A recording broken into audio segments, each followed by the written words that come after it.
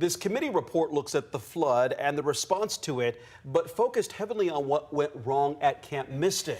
KVUE's Daniel Perot is live at the state capitol to break down what's in the committee's report and how it could impact policy moving forward. Daniel? State lawmakers unanimously voted to accept that 115-page report today. The report paints a troubling picture of Camp Mystic's preparedness for the storm. The hearing room was full of family members who lost loved ones in the disaster, many of whom have been to every one of these hearings and sat through what has been at times some very, very difficult testimony.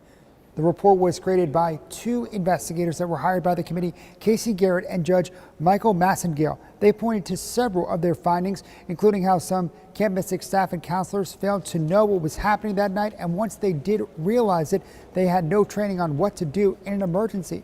And investigators say there was ample time for Camp Mystic to be able to safely evacuate all the campers, but the camp did not have a written emergency plan that complied with the state requirements that were in place at the time. But a plan that existed only in Dick Eastland's head is not a plan that satisfied the state's rules for camps like Camp Mystic.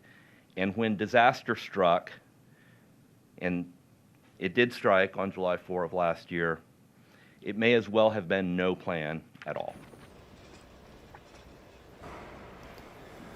A total of 119 people died in the flooding in Kerr County. 135 died in other parts of the state.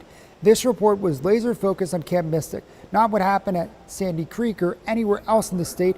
Investigators say that's what they were hired to focus on. State Representative Joe Moody says he believes the task is not done because there were other flood response failures in other parts of the state that led to people's deaths.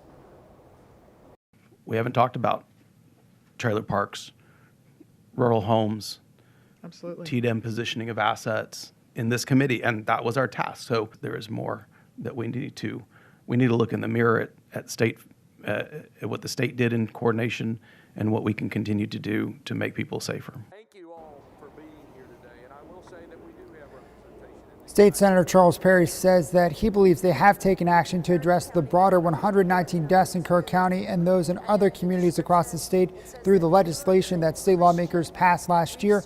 During a special session, they passed a package of legislation that deals with youth camp safety, emergency preparedness, and response planning as well. The committee's chairs say with the issuance of this report, their work has concluded. State lawmakers say that they plan to take these findings and then use them to guide their legislative proposals in 2027. The hope with all of this, now that this is over, is that the next time the water rises, the state is better prepared. At the Texas Capitol, Daniel Perot, KVUE News.